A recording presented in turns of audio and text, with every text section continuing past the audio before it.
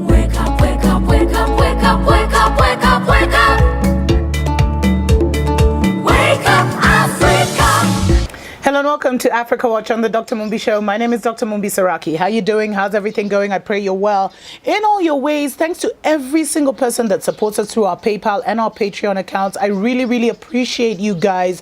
God, I can't, do a show without giving you guys a special shout out because you enable us to do so much with this channel, and so much is coming, as I say. Exciting, exciting, exciting times ahead. So make sure you keep it right here on the Dr. Mumbi Show. So big news coming out of Nigeria. Nigeria has demanded $20 billion in back taxes from major oil firms. And this has left a lot of these major oil firms totally shocked and flabbergasted. Now, what happened is that there are 7 major oil companies that are operating in Nigeria. Mainly the big ones that we all know internationally. The Royal Dutch Shell is the biggest. It's actually the biggest investor in Nigeria overall, but one of the biggest oil firms, and they actually own a lot of oil fields, and they've been involved in a lot of developing a lot of oil fields in Nigeria. Nigeria being the largest oil producing nation in Africa. There's also ExxonMobil, which is of course U.S. Oil company. There's Eni, or Eni, whatever they want to call it. I'm not sure where that one's from, but there's also Total of France and Equinor of Norway. So all these and 2 others, but these are the main 5 international big players in the oil industry. So they've been told that they must pay $20 billion in back taxes and royalties, and they ain't happy. But this is absolutely unprecedented, and it just shows you that no matter what kind of agreements all these multinational corporations and international corporations have with different African countries, they should be scared. They should be aware. They should actually be streamlining, because enough is enough, and Africa is not going to allow itself to be exploited. And we've seen it. We've seen Zimbabwe privatizing a lot of the international diamond mines and gold mines that were owned by foreign companies after they rejected the creation of a state-owned company. We're seeing this a lot across the African continent, and I told you, we learn from each other. One thing happens in Nigeria, other African countries are watching, and they'll be doing the same thing. So this is really, really unprecedented. And one of the things that happens with oil, and I'll be showing you guys this interview I did on the sidelines of the African Union summit, where I met this Nigerian gentleman, Nigerian professor Bolaji, and he is actually the head of a corruption agency in Nigeria. And he spoke about how the multinational corporations were the biggest challenge to corruption. I've talked about this, I think, before, where not only do these multinational corporations have brilliant lawyers, brilliant accountants, so they can always siphon money away, but they also create this situation where they've signed so many deals that benefit them, that kind of harm the people. And another thing, this is the point I actually wanted to make. There's been a lot of, corruption and theft of oil. And since oil is a major, industry in Nigeria, it's a problem. So now what happened is that actually there was a letter that was sent through the Nigerian National Oil Corporation, and it cited what it called outstanding taxes and royalties for oil production. And it said that, some companies were told they owed $2 billion, $2.5 billion. Other companies like Shell were told they owed $5 billion in back taxes and royalties, and they were also told that if they failed to pay these royalties, they could have, within the extended period, because they've actually extended the collection, they could actually lose their license. Now, Nigeria has actually collected $1.2 trillion naira. I'm not sure how much that is in unpaid royalties for crude oil sales. And some oil firms are yet to remit their royalties to the federal government, and the date is fast approaching. Companies like ExxonMobil and companies like Shell have said that they will not be paying. They have also started to play dirty, and you have to expect that. They have also started to play dirty and saying, you know what, if we have to pay that, then it's going to affect our development. Because, for example, Shell was actually getting ready to develop an oil field. I'll be giving you more details about that, but exciting times that these people, 20 billion in back taxes, pay. We've seen the exploitation of Africa by multinational corporations. And when you look at it, when you look at the neo-colonial agenda, you actually realize the neo-colonial agenda is multinational faceless corporations based, where you have all these corporations coming into governments, manipulating governments, using their home governments to intimidate the local governments and to kind of pull certain strings so that they can exploit Africa and get our wealth. It ain't gonna happen anymore. We'll be right back. Wake up, wake up, wake up, wake up, wake up, wake up, wake up. Wake up, Africa. Africa's natural resources are exploited by foreign companies.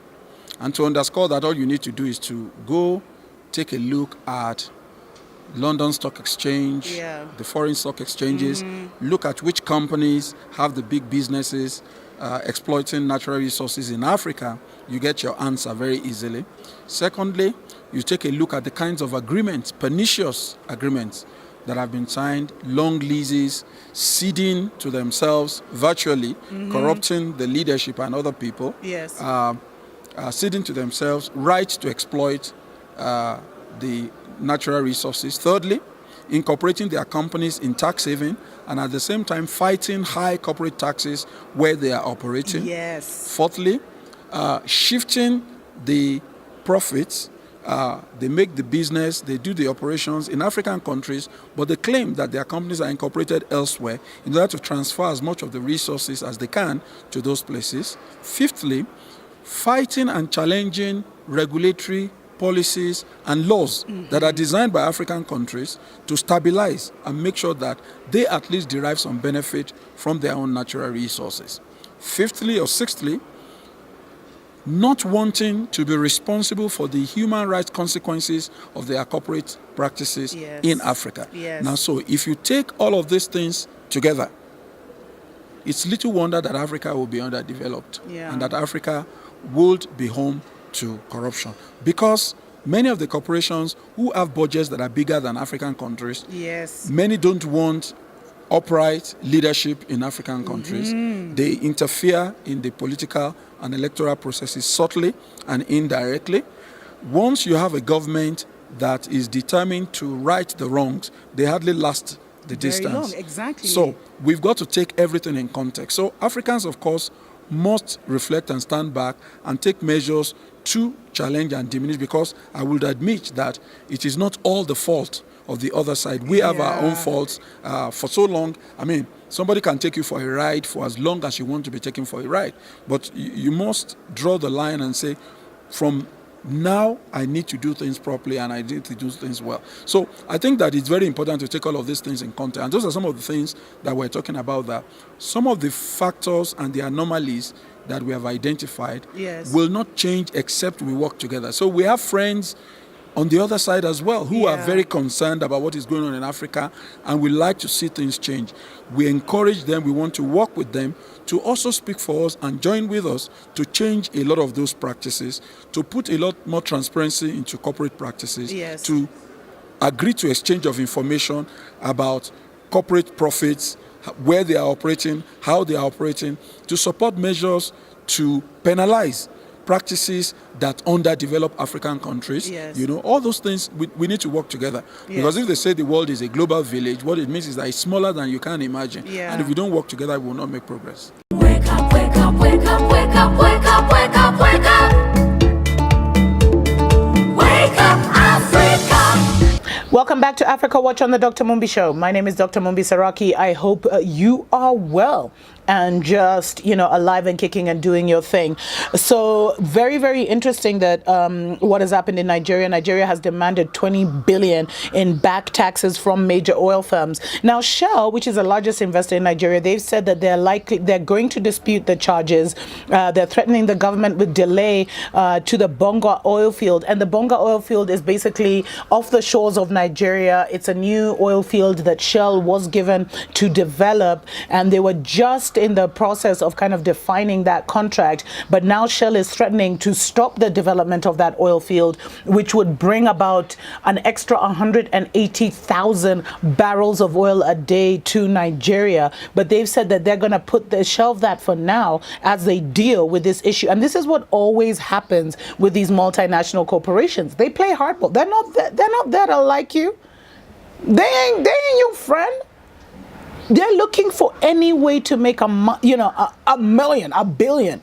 And they ain't going to give anyway. So, they've said that they'll review the final investment decision for the new Bonga oil field, and they'll see what happens. Now, Shell holds a 60% stake in the Bonga oil field, and Exxon owns 40%. Exxon has also threatened not to pay. Now, of course, companies were expected to dispute their respective claims. What will be interesting to see is whether the government will actually revoke the license of a lot of these major oil producing, of these major oil firms, and what kind of, reciprocate, what kind of what is it, reciprocation, is that the right word? What will happen as a result? Will there be a backlash from the home nations of these companies? Because sometimes these companies are like the colonial spear, they're the neo-colonial spear of the home country, and it's very, very interesting to see what's going to happen. And you know what, a lot of people were saying, they were questioning the timing and the fact that this took place like a week or two before the elections that just took place in Nigeria. And they were saying that the government may have made a deal, because what happened actually, the reason this decision was reached is because the federal government of Nigeria met the state governments where these oil fields are based, and they talked about how, they hadn't been paid certain royalties and certain taxes because all the money was going to the federal government. And that's how now they seem to have come up with a deal, a backroom deal, where they said, you know what, yeah, a backroom, where they said, yeah, a backroom deal. Where they said, okay, we're gonna give you guys, this much. Each state was probably promised something. Maybe even to give the election. Who knows? Because a lot of people are questioning. Nothing just happens, and a lot of people are questioning the timing. What is going to happen? This is very, very exciting to see. Nigeria demanding 20 billion in back taxes is going to be an interesting story as it unravels, because the oil companies are not going to go quietly, and they're not just going to, submit. So I hope that Nigeria has a long game planned and that they know what's up. I don't know. I'm excited about what's happening in Africa. We're waiting for this revolution. We're waiting for this revival, but it's already happening. And when you tie together all these different stories that are happening in apparent isolation, where, Zimbabwe will take back its gold and platinum mines, and at the same time, Nigeria is now taxing these guys $20 billion. When you look at everything that's happening on the continent, there is a change coming. There is a revival underfoot. It's just simmering under the surface. And these are extremely exciting times. Don't forget to, always pray for Mama Africa and pray for the global African nation, because we are the inheritors of the promise that was made to our ancestors, that in our generation, justice will be served and Africa will arise. Oh.